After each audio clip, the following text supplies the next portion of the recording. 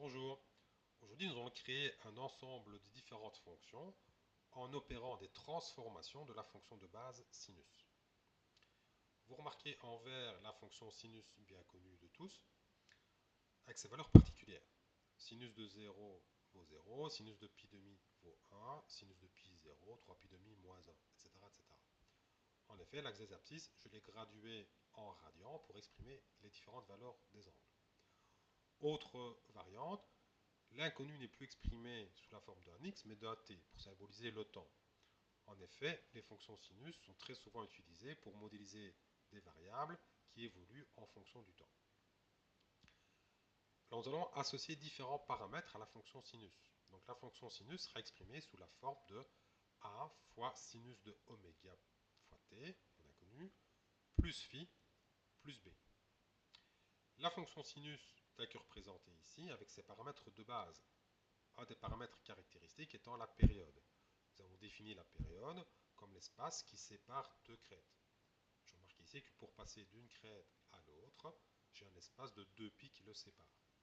Autre façon de l'exprimer, c'est le temps nécessaire à opérer un cycle complet de mon sinus. Ici, je vois que un cycle complet occupe un espace de 2π, ce qui sera ma période. Autre caractéristique à laquelle nous allons travailler, ce qu'on va appeler l'amplitude de ma fonction. L'amplitude, c'est la valeur entre le maximum de ma fonction et sa valeur moyenne. Le maximum de la fonction du sinus, c'est 1. Sa valeur moyenne, c'est 0. J'ai une amplitude de 1. Algébriquement, je peux également la calculer comme étant la différence entre le maximum de ma fonction et son minimum que je divise par 2. 1 moins 1, ça me donne 2. Divisé par 2, 1. J'ai une amplitude de 1.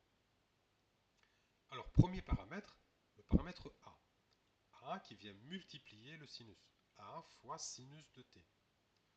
Ici, A vaut 1. Une fois sinus de t, c'est bien égal à sinus de t. Donc je n'ai rien modifié. Si je fais apparaître cette fonction A fois sinus de t avec le paramètre A qui vaut 1, eh bien mes deux courbes se confondent. Voyons ce qui se passe si je fais évoluer le paramètre A. Si je donne par exemple la valeur 2, ma fonction devient 2 fois sinus de t. Je remarque que graphiquement, j'ai un étirement vertical de ma fonction. C'est tout à fait logique puisque ma fonction est devenue 2 fois sinus de t. Si je prends par exemple la valeur particulière pour pi demi, sinus de pi demi vaut 1, mais 2 fois sinus de pi demi, 2 fois 1, ça me donne 2. Ceci est vrai pour toutes les valeurs de mon sinus. En fait, en faisant varier le paramètre A, j'influe directement sur l'amplitude de ma fonction. En effet, la nouvelle amplitude de ma fonction, si je la calcule, 2 moins 2, ça me donne 4, divisé par 2, ça me donne 2. J'ai une amplitude de 2. C'est pour ça qu'à partir de maintenant, le paramètre A, nous allons l'appeler l'amplitude de ma fonction. Si je donne une valeur plus importante à A, par exemple la valeur 4, eh bien j'ai multiplié toutes mes ordonnées par 4. Mon amplitude a été multipliée par 4. Je peux également donner des valeurs négatives à A. J'ai à ce moment une inversion de toutes mes valeurs. Deuxième paramètre que nous allons voir ensemble, le paramètre B. Le paramètre B, je remarque qu'il vient s'ajouter à ma valeur sinus. Donc j'ai une nouvelle fonction ici qui va être sinus de t plus b. Si b vaut 0, eh bien, je n'ai rien ajouté à ma fonction. Sinus de t plus 0, c'est sinus de t. Mes deux courbes se confondent ici. Faisons varier alors le paramètre b. Si je lui donne une valeur positive, par exemple 3, je remarque que mon graphe s'est déplacé verticalement de 3 unités, ce qu'on va appeler une translation verticale. Si je reprends toujours ma valeur pi demi, sinus de pi demi vaut 1, mais sinus de pi demi plus 3, 1 plus 3, ça me donne 4. Je perds la même opération pour toutes les valeurs. J'ai opéré ici une translation verticale vers le haut de 3 unités. A l'inverse, si je donne une valeur négative à b, eh bien, je vais avoir une translation verticale vers le bas de ma fonction.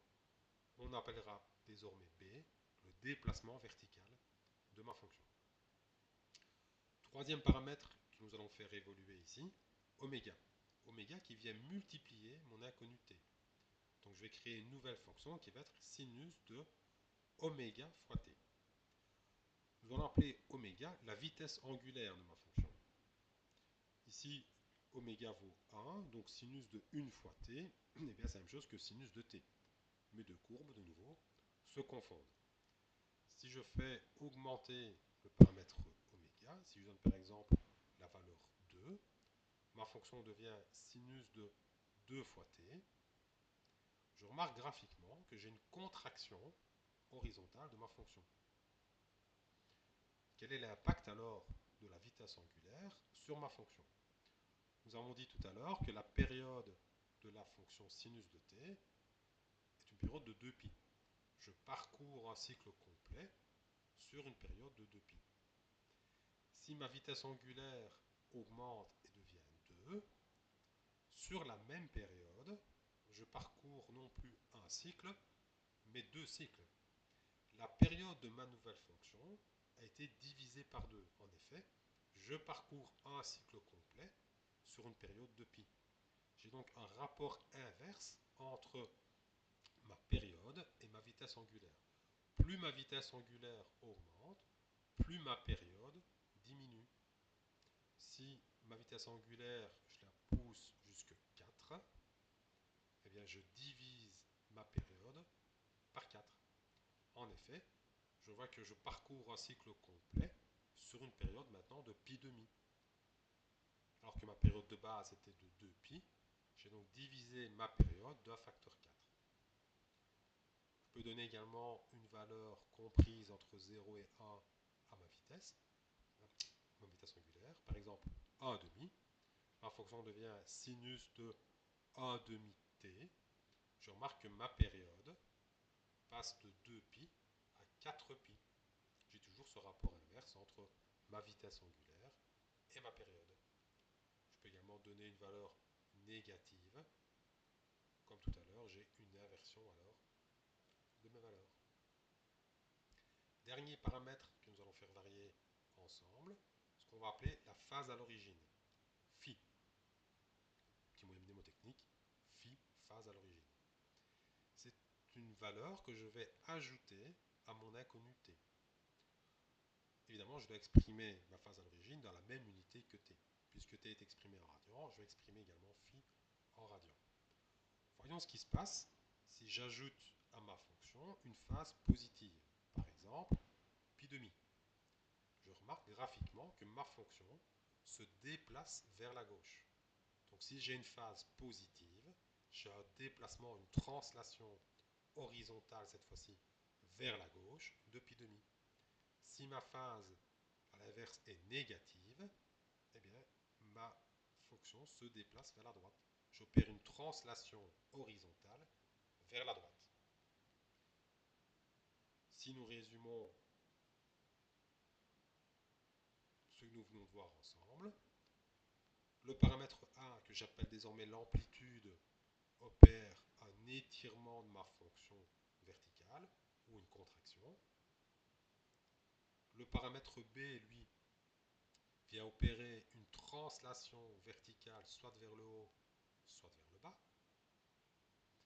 Oméga, la vitesse angulaire, vient soit contracter horizontalement ma fonction ou l'étirer. Ça a un impact direct sur ma période. Donc soit un allongement, soit un rétrécissement de ma période. Le paramètre phi, la phase à l'origine,